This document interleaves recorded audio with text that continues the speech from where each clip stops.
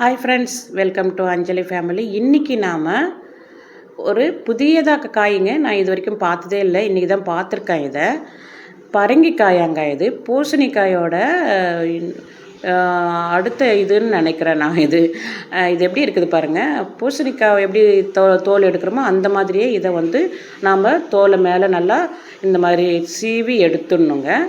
இது எப்படி செய்கிறதுன்னு நானுமே வந்து ரொம்ப யோசித்து சரி பார்க்கலாம், எப்படியாச்சும் நம்ம இதை நம்ம பொரியல் பண்ணலாம், நம்ம இது வரைக்கும் சாப்பிட்டதே இல்லை இல்லையா, செஞ்சு சாப்பிட்டு பார்க்கலாம் அப்படின்னு சொல்லிட்டு வாங்கின்னு வந்தாச்சு.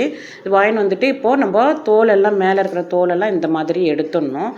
2 காய் எடுத்திருக்கேன் நான். 2 காயிலும் இந்த மாதிரி தோல் எல்லாம் மேலே எடுத்து சீவிட்டு நம்ம அடுத்து அதை என்ன பண்ண போகிறோம் அப்படின்னாக்கா, அப்படியே 2 கட் பண்ண போகிறோம். 2 கட் பண்ணி இது பாருங்கள், அப்படியே கட் பண்ணிவிட்டு இது உள்ளே இருக்கிற சதை மாதிரி இருக்குது. இது இந்த பூசணிக்காயில் உள்ள விதைலாம் இருக்கும், ஆனால் இதில் விதையே இல்லை, விதை இல்லாத காயாக இருக்குது, வெறும் சதை மட்டும்தான் இருக்குது.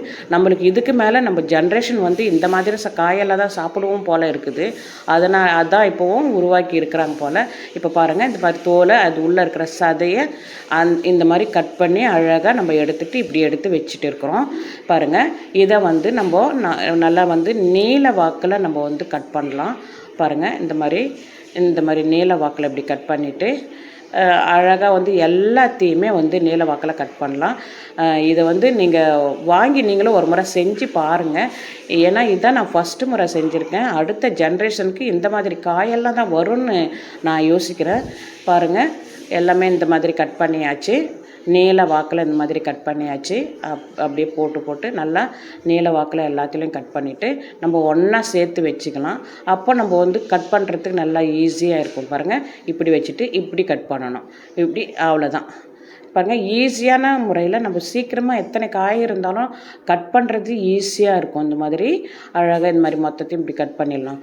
கட் பண்ணி எடுத்துட்டு அவ்வளோதாங்க, எல்லாத்தையுமே கட் பண்ணியாச்சு. இப்போ அப்படியே வச்சுட்டு நம்ம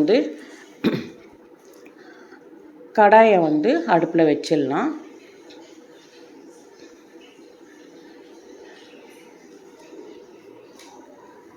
கடாயை அடுப்பில் வச்சுட்டு ஒரு 2 டீஸ்பூன் அளவுக்கு எண்ணெயை சேர்த்துக்கலாம்.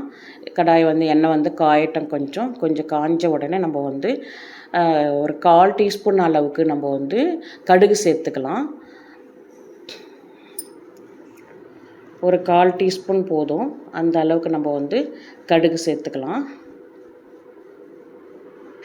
கடுகு சேர்த்தாச்சு. கடுகு பொரிஞ்சின்னு இருக்குது. அடுத்து நாம் நம்ம கட் பண்ணி வச்சுருக்கிற இந்த காயை எடுத்து சேர்த்துக்கலாம். பரங்கிக்காயை எடுத்து கட் பண்ணி சேர்த்துடலாம். இதில் கூடவே நம்ம பட்டாணியும் நல்ல டேஸ்ட் கொடுக்கும் அப்படின்றதுனால பச்சை பட்டாணி கொஞ்சம் சேர்த்து செய்யலான்னு ஒரு ஐடியா பண்ணுங்க. அதே மாதிரி தான் நம்ம பச்சை பட்டாணியும் போட்டு செஞ்சு பார்க்கலாம் அப்படின்னு சொல்லிட்டு எடுத்துன்னு வந்தாச்சு. இது பாருங்கள், பச்சை பட்டாணியை சும்மா தலை மேலே கொஞ்சம் அப்படியே தூவிட்டு நம்ம தேவையான அளவுக்கு இதுக்கு இந்த காய்க்கு எவ்வளோ தேவையோ அந்த அளவுக்கு தேவையான அளவுக்கு நம்ம உப்பு சேர்த்துக்கலாங்க.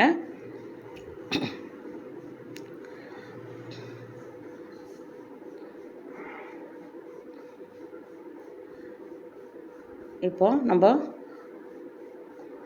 இதுக்கு நல்லா கலந்து விட்டு நல்லா இதில் இருக்கிற தண்ணியே வரும். ஆனாலும் நம்ம கொஞ்சமாக லைட்டாக நம்ம தண்ணி சேர்க்க போகிறோம். இப்போ பாருங்கள், தேவையான அளவுக்கு உப்பு சேர்த்துக்கலாம். உப்பு சேர்த்துட்டு நம்ம ஒரு 2 டீஸ்பூன் அளவுக்கு மிளகாத்தூள் சேர்த்துக்கலாம். மிளகாத்தூள் 2 டீஸ்பூன் அளவுக்கு நம்ம பாருங்கள் சேர்த்தாச்சு. இப்போது நம்ம கலந்து விட்டுடலாம். கலந்து விட்டு கொஞ்சமாக நம்ம தண்ணியை தெளித்து நம்ம மூடி வச்சிடலாம், வேகட்டும்.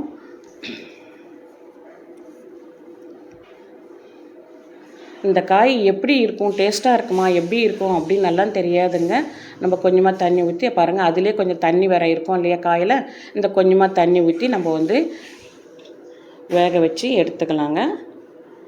அவ்வளோதான், ரெடி ஆகிடுச்சு. நம்ம பரங்கிக்காய், புதிய விதமான பரங்கிக்காய் கூட்டு ரெடி ஆகிடுச்சு, பொரியல் ரெடி ஆகிடுச்சிங்க.